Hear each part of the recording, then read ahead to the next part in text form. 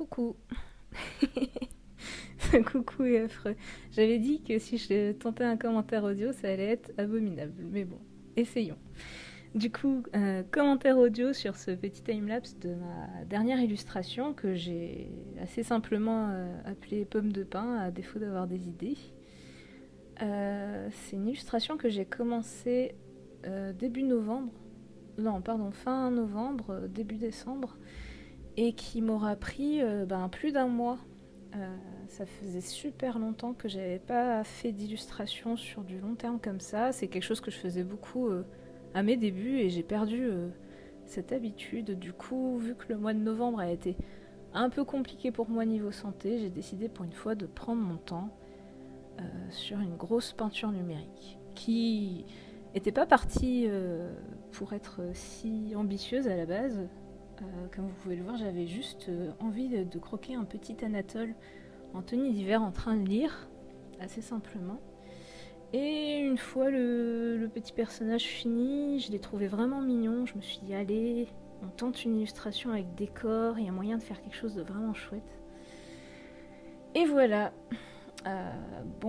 Les décors, ceux qui me connaissent un peu, c'est pas ma tasse de thé. Du coup, ce que j'aime bien faire quand j'ai pas forcément l'idée des placements d'éléments et tout ça, c'est que je découpe des photos et que j'essaye de faire des patchwork derrière mes personnages pour voir si y aurait moyen de trouver une bonne ambiance avec ça, et ça m'aide pas mal à visualiser en fait. Parce que je sais pas pourquoi, mais vraiment les décors, c'est un peu ma bête noire. Faut dire que je me suis jamais beaucoup entraînée à ça. Du coup, je suis partie sur le décor d'une librairie, enfin plutôt d'une bibliothèque en fait, car dans le lore de mon histoire, je sais pas trop si ça se dit, la maman d'Anatole, Lisette, est bibliothécaire. Donc j'étais partie sur l'idée d'une ambiance un peu chaleureuse, où on peut imaginer qu'Anatole et Aglaé ont rendu visite à Lisette après une journée d'école en hiver. Et j'avais vraiment envie de quelque chose de très doux, de jouer un peu sur pas une illustration de Noël, mais quelque chose qui représente pour moi plus le côté cosy de l'hiver, où on aime être au chaud pendant qu'il fait froid dehors. J'avais vraiment pas envie de faire quelque chose à propos de Noël cette année, ou même du Nouvel An, car moi personnellement les fêtes de fin d'année ça m'inspire rarement. Et il y a beaucoup de gens qui ne fêtent pas en fait. Et fête. Du coup voilà, j'étais partie plutôt sur quelque chose d'hivernal, pour rester global. Et franchement, je suis assez contente. Là on voit que je suis partie sur des teintes violettes et orange, qui sont un peu les deux couleurs qui représentent Anatole et Aglaé. C'est une combinaison de couleurs que j'aime beaucoup, que j'utilise depuis très longtemps. Je trouve qu'elle se complète très très bien, et là pour une ambiance chaleureuse d'intérieur, ça marche plutôt pas mal à mon avis. Je sais pas si j'aurais pu avoir ce rendu tout doux avec d'autres couleurs, mais ça pourrait être sympa de tenter, de varier les palettes un peu. J'ai tendance peut-être à me limiter à ces couleurs-là un peu trop souvent. Aglaé, elle m'a posé quelques soucis, je vous avouerai. Ça se voit pas là tout de suite, mais j'ai tendance à faire mes peintures numériques bien à l'arrache, comme vous voyez. Je fais un croquis très peu détaillé, à part pour Anatole, qui du coup était le petit croquis de base. Mais voilà, après Aglaé et Lisette, j'ai vraiment posé les personnages histoire d'eux, quoi. Et après, j'applique mes couleurs sur un calque à part, et je fusionne le tout avant de peindre par-dessus. Voilà, c'est ma technique. J'aime pas avoir des calques qui traînent, je m'y perds. J'ai l'impression de perdre du temps à naviguer entre les différents calques. Du coup, j'aime bien avoir un seul calque où je peins dessus.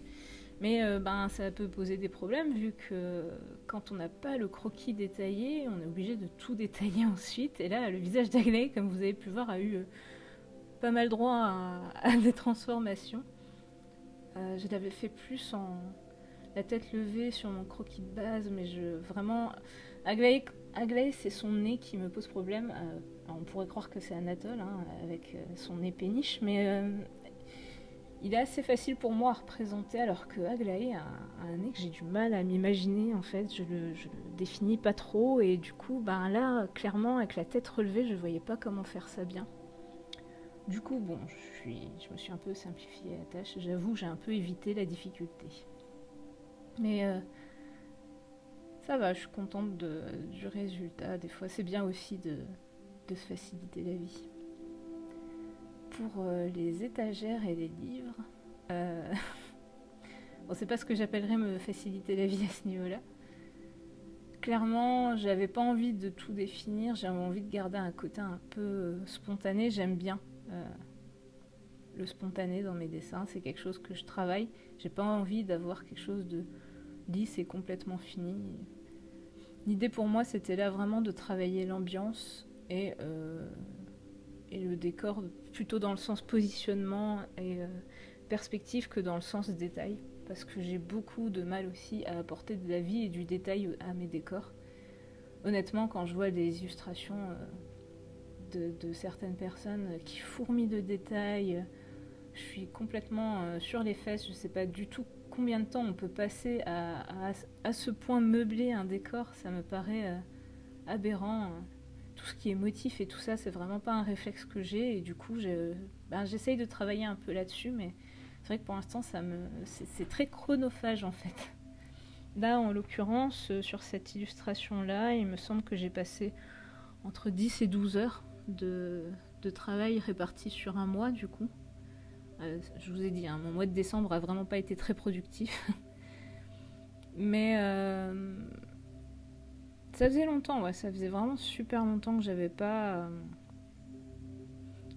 pris mon temps comme ça. Je pense que c'est quelque chose que je devrais faire plus souvent, parce que avec les réseaux sociaux et tout ça, on a tendance à vouloir toujours produire du contenu, alors que clairement les plus belles œuvres se sont pas faites en 1 heure et demie, quoi. Donc c'est vrai que des fois ça fait du bien de se rendre compte qu'on sait faire des choses quand on nous en donne le temps, tout simplement. C'était vraiment mon objectif, et ça m'a fait beaucoup de bien. Après, ça m'empêche pas de continuer à prendre beaucoup de plaisir à faire des simples croquis de temps en temps. Clairement, je suis quelqu'un qui aime beaucoup dessiner à l'arrache. Je pense que ça se voit dans ce que je fais. Mais réussir à pousser un petit peu tout ça de temps en temps, ça fait du bien à l'amour-propre, on va dire. J'avoue que dans cette illustration-là, je suis particulièrement contente de Lisette. Alors ça peut paraître un peu bizarre vu que c'est le personnage dans le fond qu'on voit assez peu. Mais j'ai bien réussi à représenter la lumière, et j'aime bien son air un peu bienveillant et malicieux, son regard qu'elle porte sur les deux enfants. Aglaé, c'est toujours un plaisir de la dessiner. Franchement, c'est vraiment mon antidépresseur. Elle a toujours le sourire.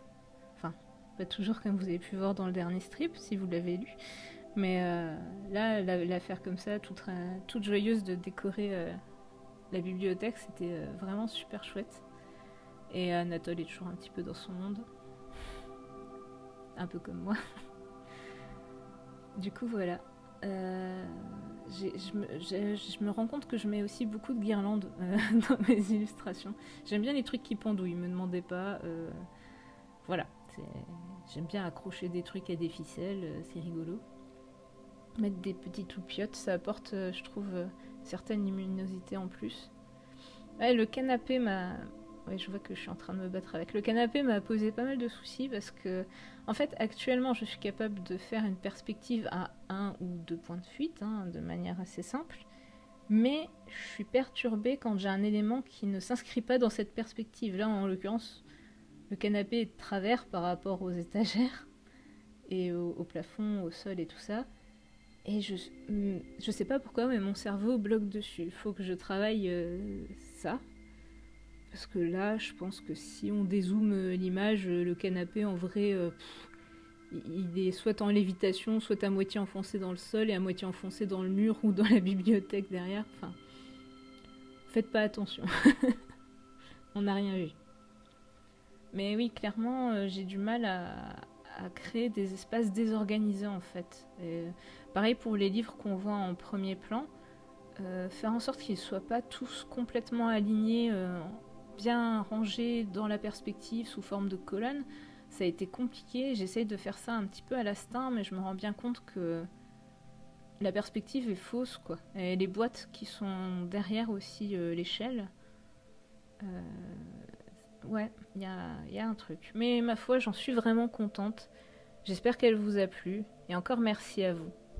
Merci de votre soutien. C'est vraiment important. Et à la prochaine illustration.